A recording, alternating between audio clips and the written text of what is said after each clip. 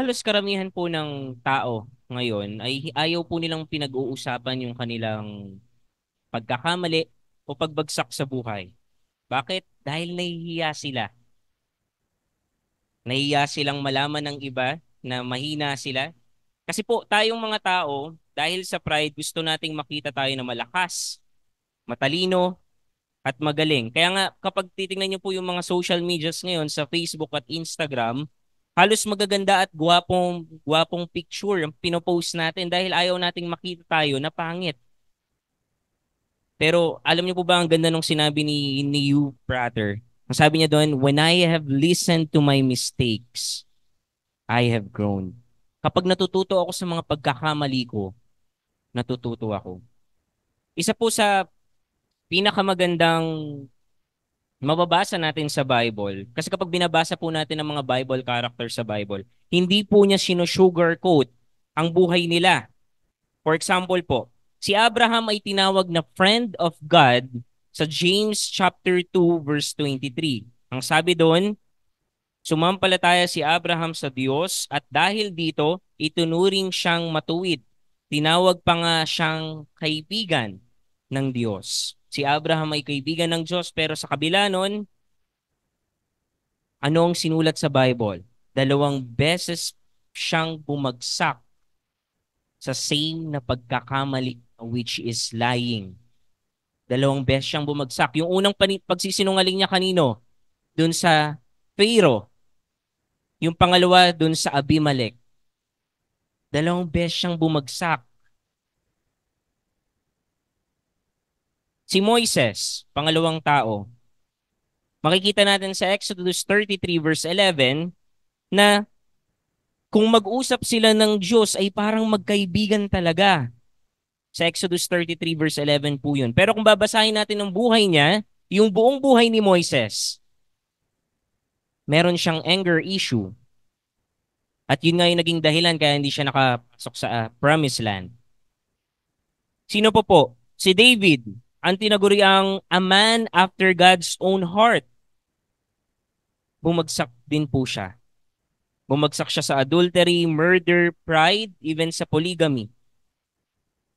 At sa umaga pong ito, pag-aaralan natin ang isang Bible character na natuto sa kanyang pagkabagsak at tumayo. Ang title po natin sa umagang ito ay Mark, the Learner of the Faith. Mark, the Learner of the Faith. At ang gusto ko pong malaman nyo na katotohanan sa umagang ito ay ito. Gumagamit ang Diyos ng mga imperpektong tao para sa maganda niyang plano. Inuulit ko po, gumagamit ang Diyos ng mga imperpektong tao para sa maganda niyang plano. Ano pong rason? Bigyan ko po kayo ng dalawa. Una, dahil lahat tayo dito ay imperpekto. Tayo ay makasalanan at kahit Kristiyano na tayo, kagaya ng sinabi ni Pablo dun sa Romans chapter 7, nag-i-struggle pa rin tayo sa flesh.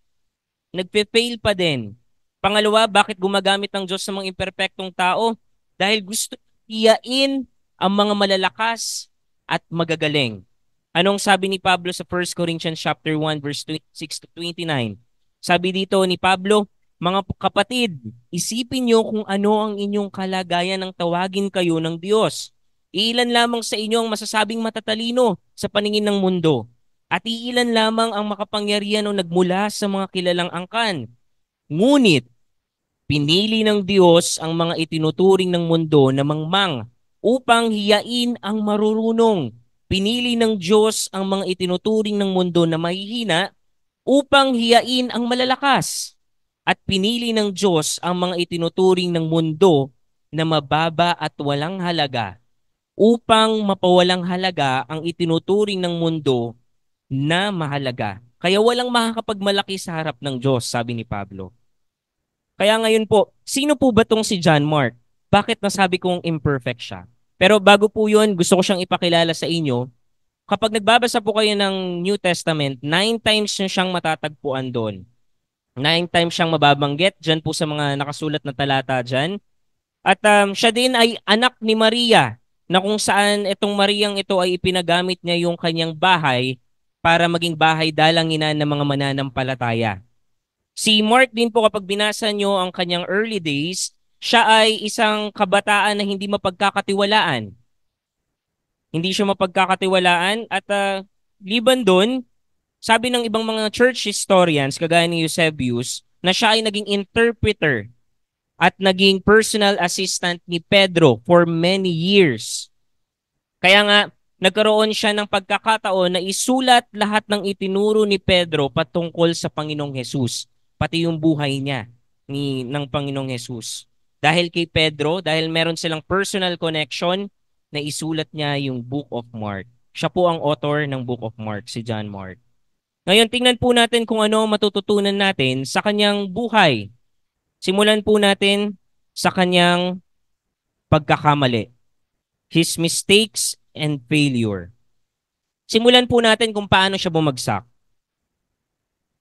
Sabi po dito sa Acts 12 verse 25, when Barnabas and Saul had finished their mission to Jerusalem, they returned, taking John Mark with them. So, galing po sa Antioch kasi sila Bernabe at si Pablo. At ngayon nung natapos na yung pagpunta nila sa Jerusalem, nung natapos na yung mission nila doon, kasi nandun nakatira si John Mark, nung babalik na sila sa Antioch, kinuha nila si John Mark. O John Mark, sama ka sa amin. Magmiministeryo tayo.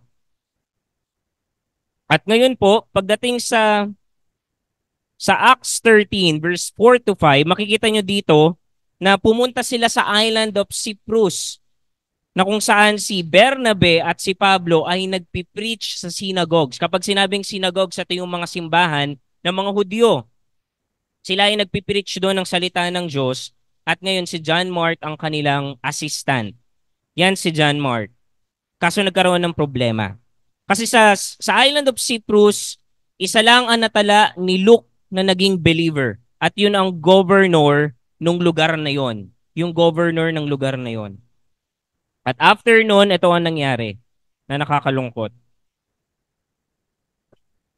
Paul and his companions then left Paphos by ship for Pamphylia, landing at the port town of Perga. Kasi ito na yung problema. There, John Mark left them and returned to Jerusalem. Bumalik siya ulit sa hometown niya. Iniwanan niya sila Bernabe at Pablo sa paglilingkod. Anong description? Walang sinabi kasi dito kung bakit siya umalis. Ang sabi ng mga ibang mga scholars, siya ay nagkasakit, siya ay na homesick, at yung iba naman, hinahanap niyo yung comfort. Pero isa pong description ni Pablo sa kanyang pagkabagsak ay ito. Sabi ni Pablo, but Paul kept insisting that they should not take along with them the one who had quit and deserted them in Pamphylia and had not gone on with them to the work. Sorry po, hindi umabot yung salitang work dyan. Sa verse 36 po kasi, bago itong 38, nasa Antioch po sila Bernabe at si Pablo at sinasabi nila, tara, balikan natin yung mga lugar na pinuntahan natin para magmisyon. Tas ngayon si Bernabe, sabi niya, sige, pero sama natin si sa ministeryo, sama natin siya. Kaso pagdating sa verse 38, umaayaw na si Pablo. Sabi niya, wag nating isama yan. Madaling ang sumuko eh. Ano pa? Wag nating isama yan kasi nang iiwan. So yan po ang description ni Mark. Yan ang kanyang mistake. Siya ay quitter at deserter. Madaling sumuko at mapang-iwan sa ministeryo o sa gawain. Dahil sa isa lang na talang naging resulta sa island of Cyprus, he quit. Dahil sa tumaas na ang persecution sa pupuntahan nilang lugar, tumakbo siya at iniwan sila Bernabe at Pablo. Hindi ba't parang katulad tayo ni Marcos na masuunahin natin yung comfort natin kaysa sa pagtingin sa Diyos? Na kapag di na tayo nakakita ng resulta sa gawain, para sa Panginoon, titigil tayo. Na kapag ayaw ng iba sa atin, tatakbo tayo. Yan po si John Mark. Yan ang kanyang failures, yan ang kanyang mistakes. Pero natatapos po ba dyan sa pagkadapa niya? Hindi po. Tingnan po natin ang nangyaring sumunod. After nung nag-insist si Pablo na, wait lang Bernabe, ayaw kong itama yan. At ito ang nangyari. Nagkaroon sila ng matinding pagtatalo, kaya naghiwalay po si Bernabe tsaka si Pablo. Si Bernabe, kung ito po ang Antioch, for example, imagine niyo po itong kinakatayuan ko ay Antioch, si Bernabe tsaka si John Mark ay pumunta doon, papunta sa island of Cyprus, habang si Pablo at Silas pumunta naman doon sa Syria at Cilicia. So ganito po ang naging itsura ng kanilang paglalakbay. So magkahiwalay nga po talaga. Pero ito pong magandang nangyari. Isinama ni Bernabe si Marcos at pumunta sila sa Cyprus. Hindi niya iniwan si Marcos. Later on, dahil po sa encouragement na ginawa dito ni Bernabe, tingnan po natin kung ano ang naging paglago ni John Mark. Dito po sa Philemon, chapter 1, verse 24, sabi ni Pablo dito, kinukumusta ka rin ng mga kamanggagawa kong sina Marcos, Aristarchus, Dimas, at Lucas. Wow! Later on, nakasama pala ni Pablo si Marcos. Nag-fail siya, pero bumalik siya sa gawain. Hindi siya nanatiling nakadapa, kundi tumayo siya.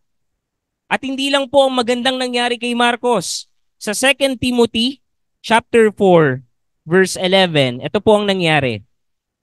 Si Lucas lang, sabi ni Pablo, kasi nakakulong na po dito si Pablo.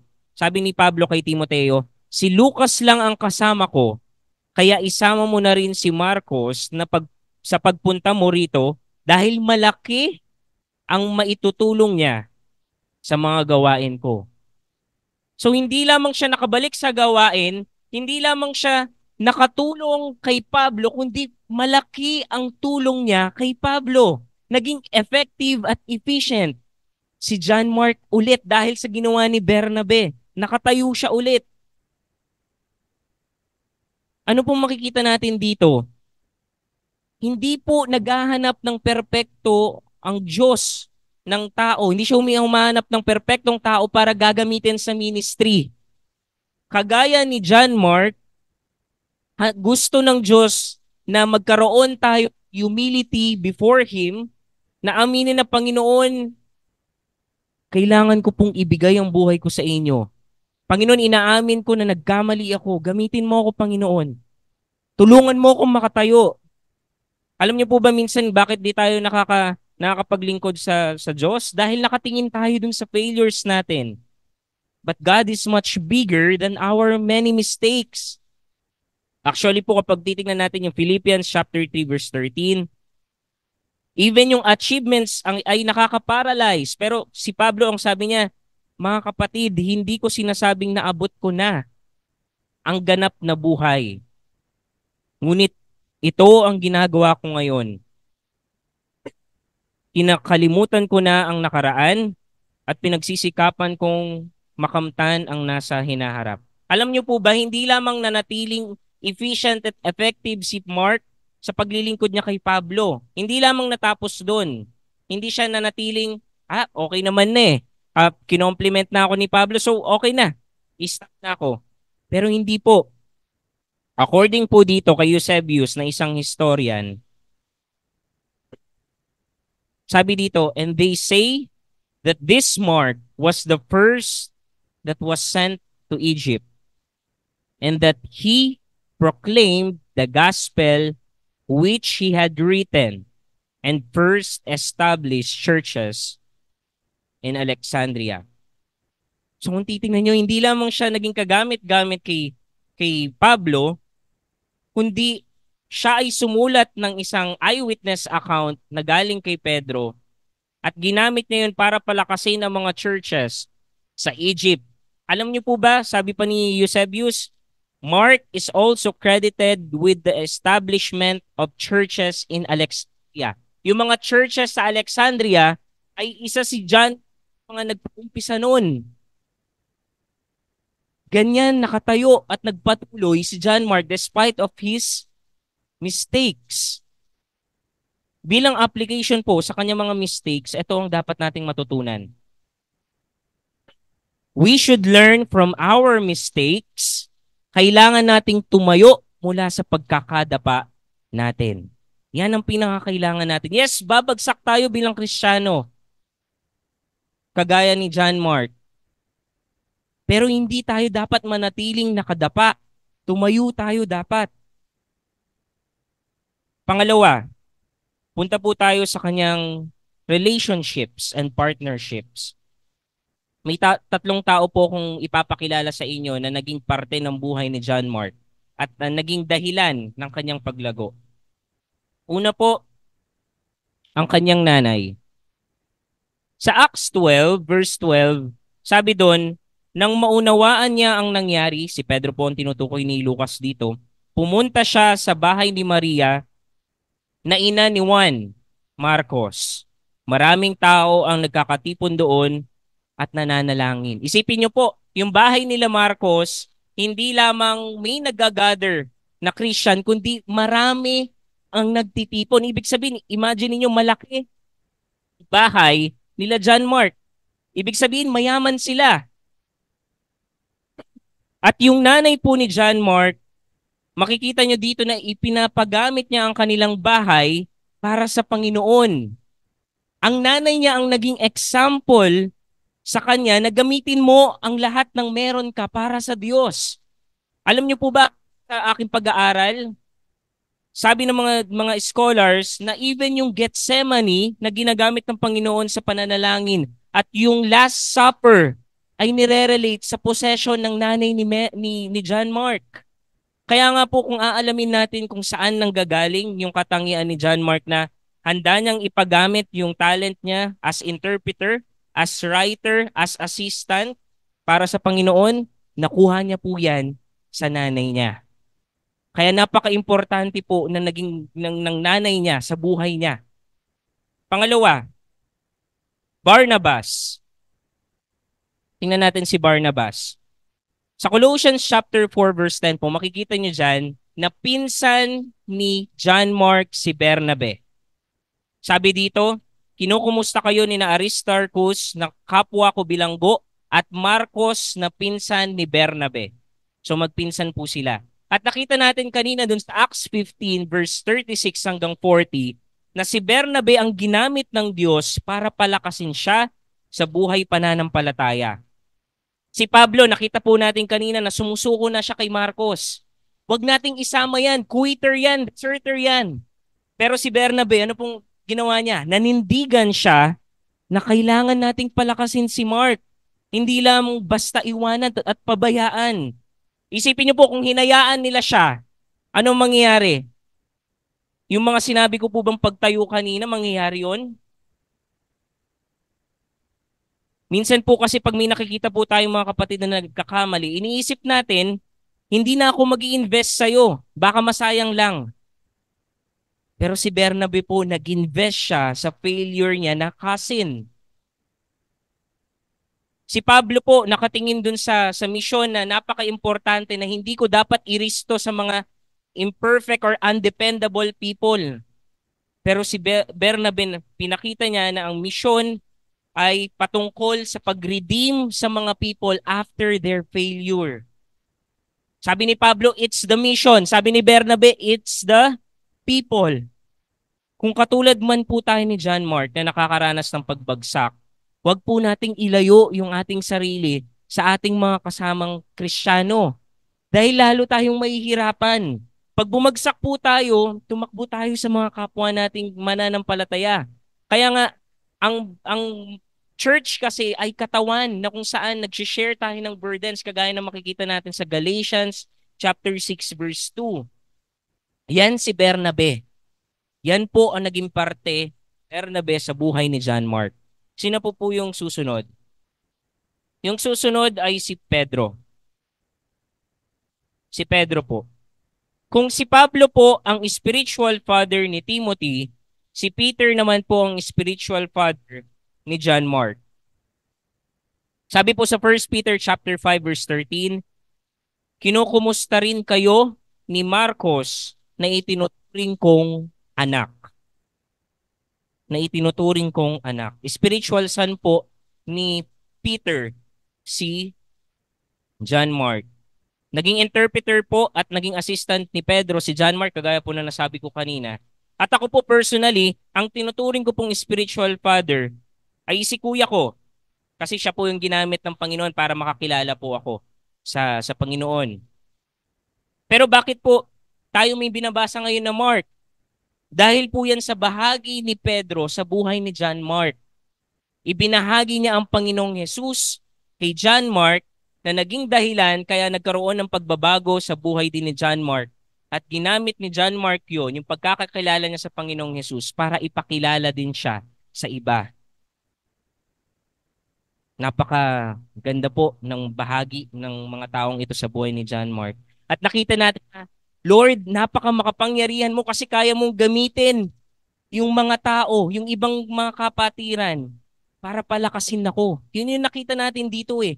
Ginamit na itong mga taong ito para palakasin si John Mark. Yung bawat isa po sa atin ay pakatulad din ni John Mark. Inside, we fail and we fail God. Pero sana po katulad din sana tayo ni Bernabe sa buhay ng ibang mga kapatid. Si Bernabe na nag-encourage at tumayo para tumulong sa kapatid para makaahon ulit. Kala niyo po ba si Pablo lang ang nainis dun sa pagkabagsak ni Mark? Hindi sinabi sa atin, pero possible na inis din si Bernabe. Gawain niyo ng Panginoon, iniwanan ni Mark. Tinakbuhan sila. Possible nasaktan din po si Bernabe na iniwan sila ni Mark. Pero still, pinili ni John Mark na palakasin at pinili ni Bernabe na palakasin si John Mark. Para bang sinasabi niya, nasaktan mo man ako, iniwanan mo man kami, nandito pa rin ako para palakasin ka dahil mahalaga ka sa akin. Dahil kapatid kita sa Panginoon. Sana hindi po tayo yung pag nag-fail yung kapatid, sasabihin natin, huwag na tayo yung umasa dyan. Iwanan na natin yan. Ano po matututunan natin dito? Malaki ang naging parte ng tatlong taong yun sa buhay ni John Mark. Kaya nga, we should learn from the lives of others. We should be connected to other believers. Kasi kung lalayo tayo sa kanila, paano tayo matututo sa buhay nila? Nakita na po natin yung relasyon ni Bernabe. Nakita na din natin yung kanyang mistakes and failures.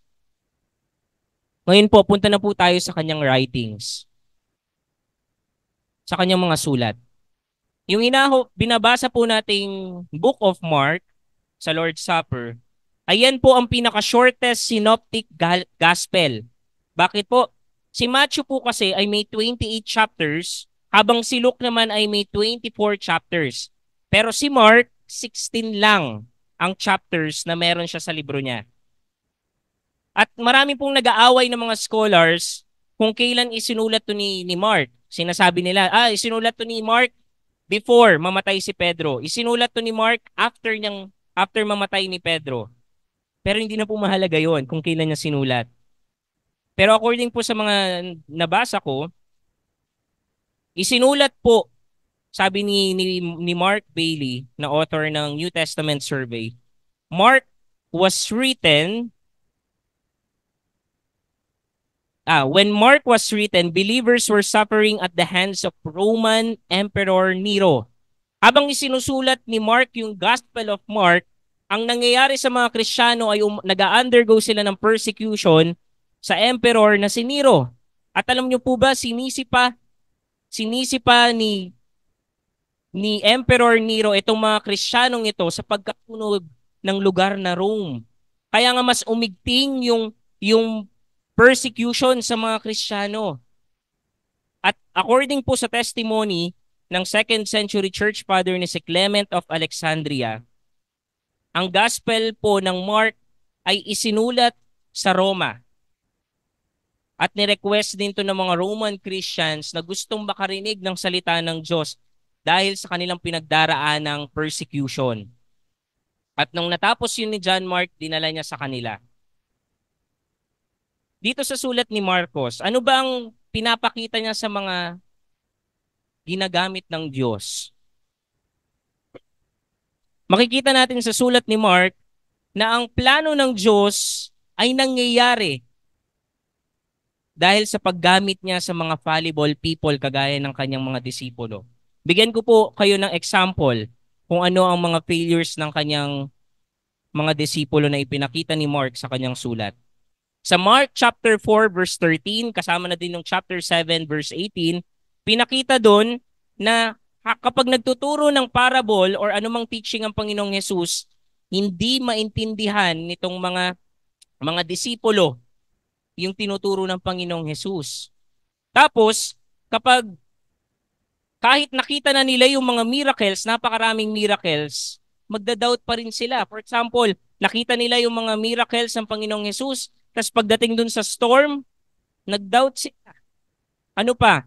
Nakita na naman nila yung mga miracles, tapos pagdating dun sa pagpapakain sa 5,000 people, nag-doubt sila. Saan kami kukuha ng ipapakain dito sa 5,000 na tao? Ganun ka-failure ipinakita ni Mark ang mga disipulo. Even yung last witness o yung first witness ng resurrection, pinakita ni Mark na nag-fail itong mga babaeng ito. Kung titingnan po natin yung verse 7 and 8 na Mark 16, ito po kasi talaga sa earliest manuscript, hanggang verse 8 lang ang chapter 16 ng Mark. Yung mga sumunod na lang na manuscript doon nagkaroon ng dagdag. Pero doon sa last verses ng Mark, pinakita ni Mark ang isang pagkakabagsak ng mga kababaihan na unang naging witness ng resurrection.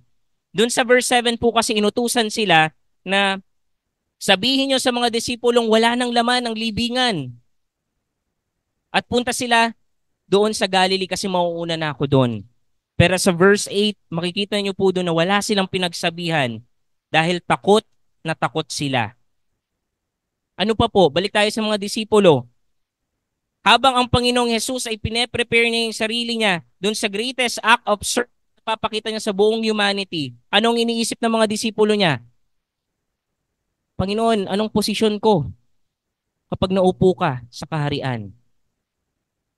Nakita natin na selfish motives ang meron ng mga disipulo habang ang Panginoong Hesus ay selfless motive. At nakita natin sa libro ni Mark that God used imperfect people for His perfect plan. Yan yung makikita natin doon. Ano ba ang expectation ni Mark sa kanyang mga reader? Ano po ba ang gusto niyang maging tugon natin? Kung titingnan po natin ang ibubuod natin ang buong Mark sa isang verse, ito po yun. Sapagkat kahit ako na anak ng tao, nagsasalita po dito ay ang Panginoong Hesus, ay naparito sa mundo, hindi upang paglingkuran, kundi upang maglingkod at magbigay ng aking buhay para matubos ang maraming tao. Pinakita po sa atin ni Mark na ang Panginoong Hesus ay servant king. Gusto niyang makita natin or gusto niyang maging kagaya natin si Hesus. Tayong mga mananampalataya, naggayahin natin ang Panginoong Hesus na nagbigay ng kanyang buhay para sa sangkatauhan. China-challenge niya yung kanyang mga readers na isuko niyo yung buhay niyo wholeheartedly sa Panginoon at maging ready kayo sa persecution. Gusto ni Mark na mag-serve tayo with humility. Paano nag-serve ang Panginoong Hesus? With humility.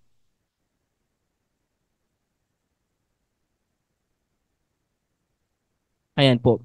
Ang context po nito, si F.B. Mayer, dun sa libro niyang John the Baptist, kaibigan po ni D.L. Moody, L. Moody, si F.B. Mayer.